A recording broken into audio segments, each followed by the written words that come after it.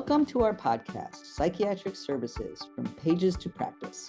In this podcast, we highlight new research or columns published this month in the journal Psychiatric Services. I'm Lisa Dixon, editor of Psychiatric Services, and I'm here with podcast editor and my co-host, Josh Berezin. Hi, Josh. Hi, Lisa. Today, we are going to talk about a really cool paper that focuses on the remodeling of the child and mental health service system. We're very happy to have Dr. Misty Richards and Dr. Nicole Kozloff here to talk to us about their recent open forum, Remodeling Broken Systems, Addressing the National Emergency in Child and Adolescent Mental Health. Dr. Richards is the program director of the Child Psychiatry Fellowship at UCLA, and Dr. Kozloff is a child and adolescent psychiatrist at the Center for Addiction and Mental Health and associate professor at the University of Toronto. So thank you so much for joining us here this morning. Thanks for having us. So what was the impetus for writing the open forum? And I'm also kind of curious what each of you were bringing to the table in terms of your perspectives and your subject matter expertise. So Misty, why don't we start with you? Yeah, this was a deeply meaningful paper to write for so many reasons for me. As a program director of the Child Psychiatry Fellowship, I am training 15 fellows to go out into the workforce and do their good thing, good work. And I'll tell you, it feels like systems are changing and they have to change to address this need. And as we were, redesigning the curriculum, we do that every year, realized we didn't talk enough about kind of systems issues. Funding, where does it come from? Where does it flow? What jobs are they going to be employed in when they graduate? And so kind of, talking with Nicole about some of these issues and being part of the Psychiatric Services Early Career Advisory Board, it really made sense for us to join and comment on this. I will also say that I have little ones of my own that are in the LAUSD school system. That's the second largest school system in the United States. And just seeing firsthand what has happened after COVID, during COVID and after COVID, and really seeing just their peers and how this has affected their mental health. So it's deeply personal on that level for me as well. And Nicole, how about you? What were you coming to the table with? So this article, I think, was born from one of the psychiatric services advisories. Misty and I are both members of the Child and Adolescent Psychiatry group. And so the group was getting together and talking about issues we were seeing. This was, I think, January 2022 when the idea first started or was first planted. And Misty really led the charge, I think, for all of the reasons she's shared. And there was a group of us within this group who really felt strongly about the idea that something needed to be said. And particularly, we'd seen some papers published in child and adolescent psychiatry journals and other journals kind of more focused on professionals in that sector.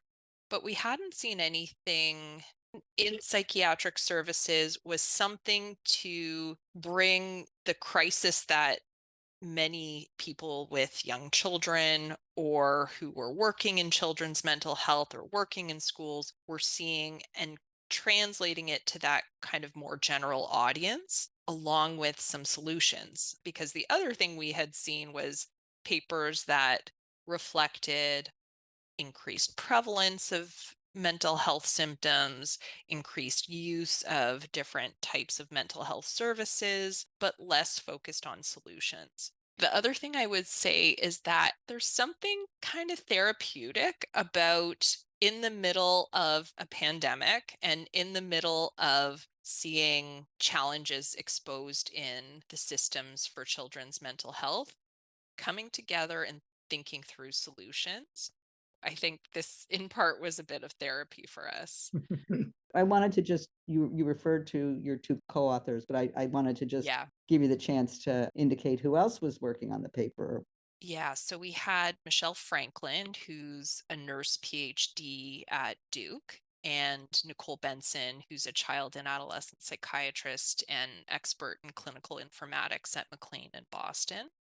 So we had some geographical representation. I myself am from Canada, so I'm from a different system and had a bit of an outsider's perspective and different expertise within child and adolescent psychiatry.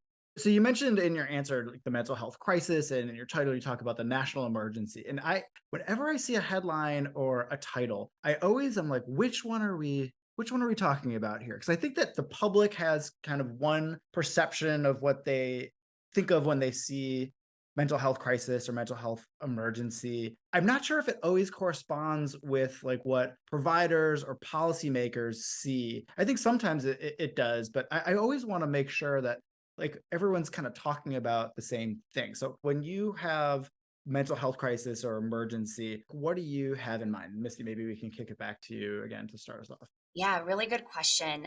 Maybe I'll start with a story. I tend to be more of a storyteller, but I'll say this is that the US Surgeon General came over to UCLA, Vivek Murthy, and he gave a talk about his initiatives and where he's going with his priority items. And obviously this is top of his list, the national crisis in children's mental health.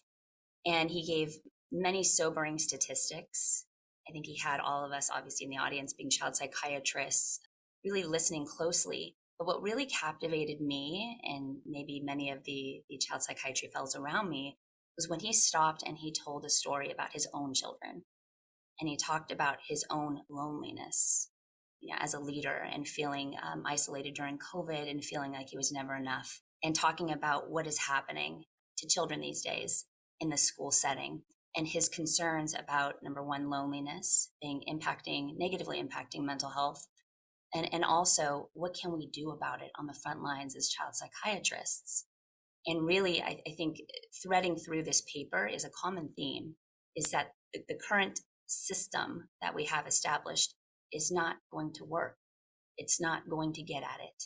And so that's, our title, Remodeling Broken Systems, is really a nod to that, thinking, okay, we have to think in a very innovative, different ways about how to leverage the expertise that we have, and knowing it's never going to be enough the way that we have it set up now.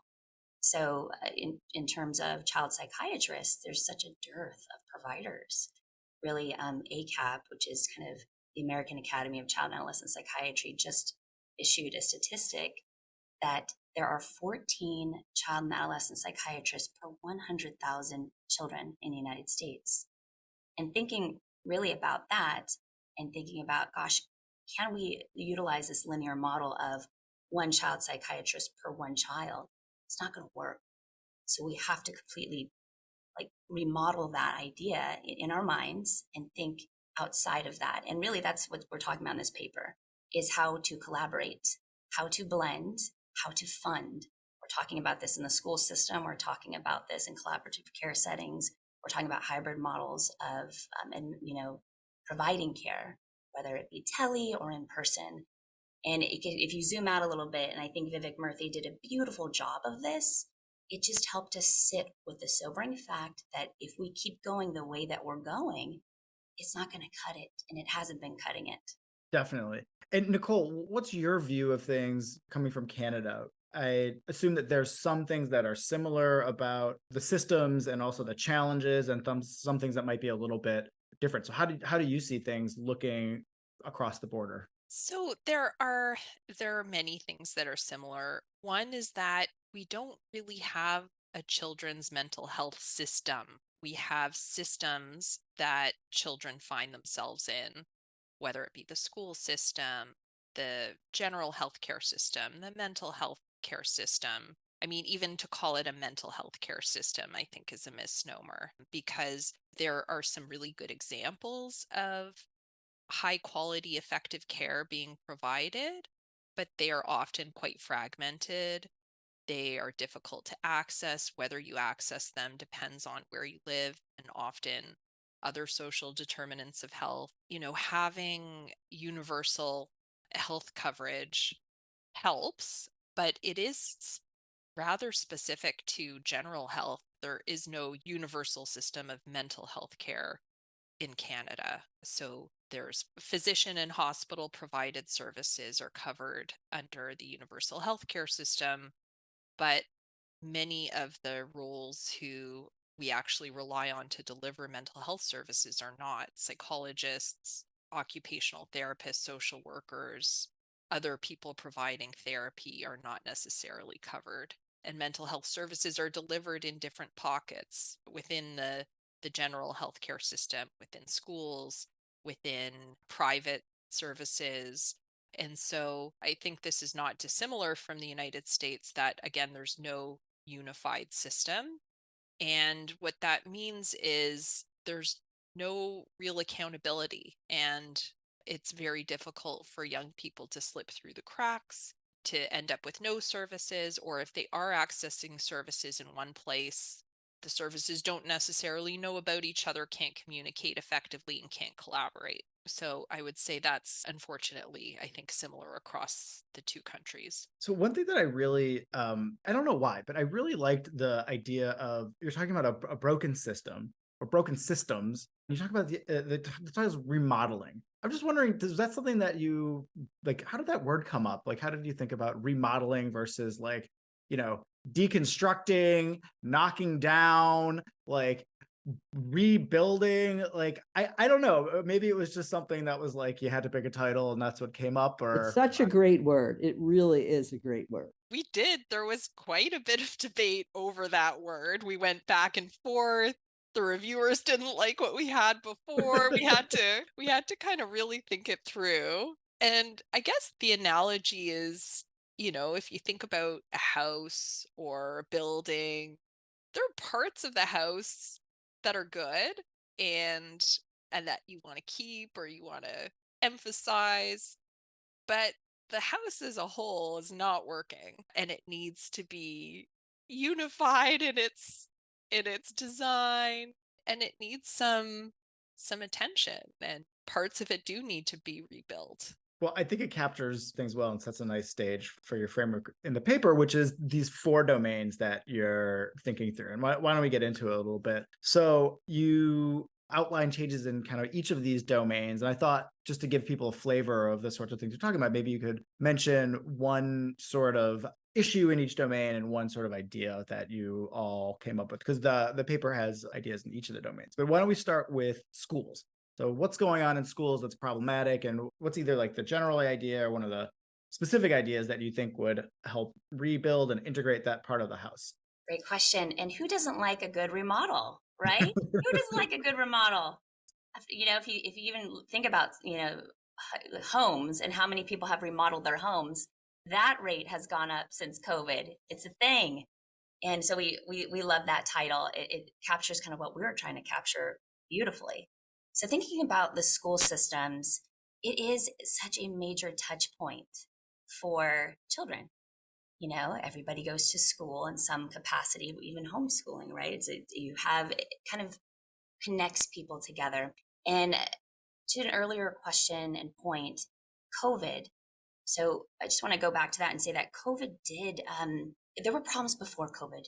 There were problems before COVID in terms of access to mental health services for children and families. And really, COVID exacerbated it and really just exposed the cracks in the system. So here we are, we have this opportunity and, lots of funding that have been dedicated towards increasing touch points, mental health touch points in school settings. So really hundreds of millions of dollars dedicated towards this cause of developing touch points. And what does that look like? It's really important to think about the different systems and the different locations in the United States and how schools run. So we're talking about kind of public school systems here. I would say that it depends on the state and the state that they're in, the legislature, the policies, very different depending on where you're living in the United States. And while we didn't touch upon that explicitly in the paper, it's been touched upon in other psych services papers beautifully. So I guess to focus on one system, with so much funding towards the school system, what do you do with that funding in terms of increasing screening and then access to mental health services for children and families? And I think one really neat idea is, instead of placing all of the pressure on teachers, who, let's realistically, I mean, they walk on water. Teachers, yes, we need to pay them more. If there's any teachers out here listening to this, thank you for their service, for what they do, for their patience, for their innovation during COVID. But I really think tasking them with screening mental health services, and then even treating any diagnosed like ADHD or depression is a big ask. So in the paper, we talk about equipping them with basic knowledge about some of this because it's really important for them to know. But then also outsourcing treatment, certainly treatment. And I think a lot of the funding has been used towards either funding social workers or nurses or contracting with child psychiatrists or nurse practitioners to provide some of that care that families so desperately need. And then also thinking about how to enhance social emotional learning in these public school systems so that we can get ahead of some of these issues. Prevention is always the name of the game in child psychiatry. It's what many of us went into this field. So really kind of embedding that from TK forward. So, you mentioned that things vary a lot by states. I would also imagine they vary within states, even within cities and localities, even within the public school system. So is it sort of like there's a lot of good stuff out there that we know what we can do? It's just that it's very spotty and probably not in enough places? Or are there really like new models that we need to develop? Really good question. I think politics is a part of this. It's really hard to talk about some of this without talking about funding and politics and policies and how different regions and even different counties roll policies out. I can speak about the Los Angeles Unified School District as it's just a mega large school district and with lots of funding. And I think some of the funding is being used to hire social workers to come in and at least try to have one social worker per school district, which it's hard. It's hard to kind of actually see as a parent some of this being rolled out. I worry about some of the states where it's slower to roll out or they don't have resources to roll them out. Because if you really think about it, from policy to implementation, there are so many different potential rate limiting steps. I love the idea, the investment from our politicians into children's mental health services, but really boots on the ground access and screening and intervention and access to care. We're still waiting to see some of those things. And I think certain folks in particular parts of the country are going to wait a little bit longer. So that's schools, and paper has a couple other of areas within the schools that are some ideas here as well. And then their second domain is primary care. So Nicole, what are some of the ideas around improving services and we can call them remodeling ideas, don't you think? remodeling ideas? Yeah, remodeling. We'll stick with the remodeling. I like that word, so let's keep using it. Get it into people. You know what? It's going to be part of the zeitgeist. Like in 2 years, everyone's going to be like, we're doing some remodeling of our clinic services. And it started here. I just want you all to know. It started here in psychiatric services from Pages to Practice. So Nicole, how are we remodeling primary care? So Psychiatric Services has published extensively about collaborative care models, and there's so much about collaborative care models that lend themselves to improving capacity to treat young people with mental health problems. Young people and their families trust their primary care clinicians, and that's who they tend to go to when they're experiencing challenges. And so building capacity in primary care with specialist support, direct and indirect consultation, I think is really appealing and also is a practical solution in terms of the workforce, because we know how limited the availability of child and adolescent psychiatry is. And so again, supporting capacity of primary care practitioners to deliver care at least for mild to moderate problems and even more severe problems with ongoing consultation, I think is really appealing. Misty, do you want to talk about specifics? Yes, I agree with Nicole, and I agree with basically, if you think about child and adolescent psychiatry access portals or access programs, it's getting back to we're just not going to have enough child and adolescent psychiatrists who are trained in the workforce to be on the front lines for the kind of one-on-one model. Just not going to happen. Eventually we may get there, but that's going to take decades as we try to bulk up our workforce. So having said that, this is intended to kind of bridge that gap. So not only providing, again, like Nicole said, direct and indirect services for families, but also helping to provide education to primary care providers, specifically talking about pediatricians. So having those kind of quick consult questions like, hey, we're available from, I don't know, an afternoon on a Wednesday, we are open. Call us or send in a consult request, and we'll be able to answer that as child psychiatrists, and then also provide you with nuggets so that you can apply in real time in your own practice. And so then you'll notice the complexity of the questions growing over time, which is a beautiful thing for trainees who are in those clinics and learning. Also for those who are staffing, child psychiatrists who are staffing, because it gets more and more interesting. So kind of I view it as like such a win-win for remodeling systems. And I think some states do it very well. Massachusetts does it beautifully. I think Washington State, UCSF has a great model for this. And I think it's just going to continue growing. So we've remodeled schools and primary care, and now we're into virtual care, which obviously has been a huge change since the COVID pandemic. So where are some of the opportunities in virtual care? You're right that of all the impacts of the COVID-19 pandemic, this is one of the opportunities that was created, which is delivering care virtually. In Ontario, at least, the prior system for virtual care was not particularly user friendly, and really only a minority of psychiatrists practiced virtually. And as a response to the pandemic, virtual care has really exploded, and the funding has matched that. So there were initially some temporary funding codes, and now it's actually been created as a permanent way of delivering care. That is particularly appealing for underserviced areas that where people may not be able to travel to see a practitioner in person. There are also opportunities in terms of convenience. So when my patients come to see me at my office, their parents take off work, they come out of school or work, takes about a half a day by the time they're factoring in transportation, they're paying for parking, etc.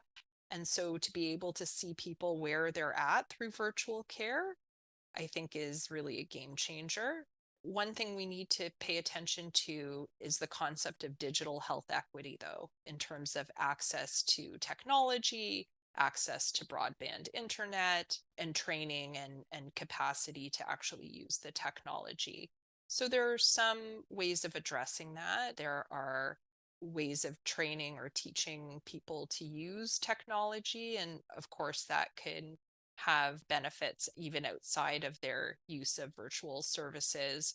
There are hubs that are being set up in areas that can facilitate access to the technology and to strong internet connections where otherwise people might not be able to access them. But certainly this idea of equity has to follow the growth of this medium. Getting back to that, Nicole, I completely agree. Talking about community hubs and talking about school settings, I recently had a consult of a 14-year-old who, ninth grade, high school, and her mother, single mother, very hard for her to take off time to drive her daughter here to UCLA for a consult, pay $16 to park, get here, sit down, do an hour and a half of an intake, and then essentially drive back to work, dropping off her daughter. So if you really think about that and putting that all together, how much time does that take in a day? That we're talking 3+ hours. And she could not afford to do that. So what we were able to arrange, and which I love about this, just thinking like outside the box, is at her high school with the school nurse, having her do an intake in her office, coordinated, set up by the nurse, because technology, it's a thing, it's hard, even though I feel like kids know it better than we do. And then having the mom also kind of zoom in, everything's HIPAA compliant, and being able to do this consult with all of us in one Zoom room so that mom didn't have to take off of work, going back to the structural inequities, thinking about access to care. And then also thinking about technology and how to set up this 14-year-old so that they know what they're doing with technology. They know how to unmute. They know what they need to do. And we were able to do that and save some time for this family so that they could do that. I felt very good about that and thinking about the school who's proactive and reaching out to me to help coordinate. And this is a product of kind of what we're investing in our schools, right? Was there a school nurse even at this public school prior to a year and a half ago? No. So what are we investing in this? And to be able to see that be rolled out in real time was really cool from my perspective. What's nice about that is the child being seen is with someone in a safe place, presumably. So if things go south, you have a way to address it. Reminds me also of, as we were thinking through school mental health care, one of the criticisms comes from parents or families, or at least from politicians who think that parents or families should be more central in the provision or delivery of mental health care, that it shouldn't happen in schools because the parents should be at the center of it with the child. And I think that assumes a lot of things about parents' availability and capacity to support their young people in accessing services, both in terms of their attitudes, but also just in terms of the practical realities of being working parents. And it assumes a system where there's a stay-at-home parent to ferry their child to all kinds of appointments. And so having those services based in the schools, I think, is also really critical in terms of health equity. So just to round things out, you also talk about new service models. So where are we? It's interesting because I feel like you have a better sense of this than I do, but maybe if we were talking in 2018, we'd be talking about like tele and virtual. Like that's going to be the new, that's what we got to push for. And now that's here, right? Like there's implementation challenges and everything. What's next for remodeling our system?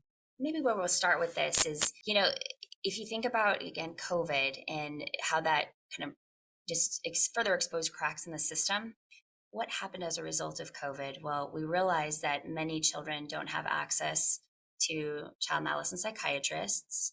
And so what happened is they utilized emergency departments more readily for first touch points for psychiatric care. So what happened across the nation with our emergency departments is we had more children boarding overnight and sometimes for days, and in some places going on weeks, which, again, thinking about a child boarding in an emergency department who is potentially suicidal or engaging in self-injurious behavior or having an acute crisis, that is just anything but safe and anything but helpful. So moving forward, and I think the East Coast does a really good job of this, there are crisis stabilization units for children and families. And we're seeing kind of an expansion, or at least a curiosity for potential for expansion in some of our programs on the West Coast. I think also throughout the country. What does a pediatric crisis stabilization unit do? Essentially, it is almost like a robust psychiatric urgent care in the sense that, yes, a child can stay up to 72 hours with, obviously with their family, but the goal is to help them establish care with a provider in the community and really help them not board for weeks, in an unsafe environment, have it be protected, secure, and really kind of trying to provide this holistic wraparound care. We're certainly moving that direction here at UCLA, and we are creating a pediatric crisis stabilization unit. Probably in 2026, it will be around, because we realized our capacity to hold borders was unsafe. And I think that's a national trend. One model I want to highlight is integrated youth services, which is a model of care that's been used in a number of countries around the world and has really grown in Canada over the last several years. And the idea of integrated youth services is it's kind of a one-stop shop for accessing mental health care in addition to primary care services, substance use supports, educational and employment supports, peer support. And it tends to be delivered in hubs that are in areas that young people can access. Often, a lot of the services are walk-in based, at least as the initial point of entry. And there are other characteristics about these programs. So, for example, they bridge the child and adolescent and kind of young adult age systems. So they don't cut off at 18, which I think is really important. They tend to really engage young people and their families in service design and evaluation. They are often stepped in their nature. So there are some general services for people with kind of more mild symptoms, and they increase in intensity according to the symptoms and functional impairment young people are experiencing. So that model has expanded across a number of provinces in Canada. There is a program at Stanford in California, and I believe it's being evaluated there. And so I'm hopeful that with some evidence in different settings that's a type of model that might grow. Yeah, it sounds like Headspace and sort of the Exactly. Australian, where really early intervention for psychosis was part of the genesis of this, but it's obviously now really expanded in a way that really addresses youth, the needs of youth. Exactly. To wrap up, I mean, one thing that I really like about the paper is that it's full of like concrete things that we can do to address all of the gaps in the system. But I'm wondering, as a closing question, how are you feeling about all this? Are you optimistic that we're moving in the right direction? I mean, just from a bit of the outside of the child and adolescent world, it seems like there really is a lot of attention with the Surgeon General's report, in the popular press, in a way that probably wasn't as acute, I think, before COVID. I mean, these aren't new issues. So it seems like there's a lot of momentum from the outside, but I'm wondering what your view is and where you think we'll be in 5 years moving forward, or in the same spot. Misty, why don't we start with you, and then Nicole, you can wrap us off. I like that word, momentum. I really like that word. And I think we have some great momentum. I think we can thank many different people for that, from policymakers all the way down to educators. When I say educators, I mean people who, I'm biased, but training directors, changing kind of the way that we teach our child psychiatry fellows, as well as teachers who are on the front lines who are receptive to some of these suggestions, and not only receptive, but rolling them out. Very cool to see. So am I optimistic? 100%. Would not be here if I wasn't optimistic. I think we have to roll up our sleeves. We have some hard work that probably, and we all knew was there, but truly enhanced by COVID. And I'll thank COVID for that one thing, is that it really helped us realize we can't wait. We can't wait anymore. And we really need to think about new ways of addressing old problems, because the acuity even of the presenting issues from our children and families is worsening. And that's from a CDC report that was issued recently, showing that more greater incidences of self-injurious behavior and suicidal ideation. Nicole, how are you? What's the temperature up there in Canada? How are you feeling? It's always cold here. No, I'm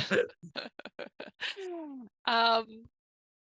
Yeah, so I'd say the focus on children's mental health does have me hopeful, and we're seeing that on this side of the border too, that there's this increased attention not only among people who have been sounding the alarm for years, but policymakers more broadly, other mental health practitioners more broadly, and the general public.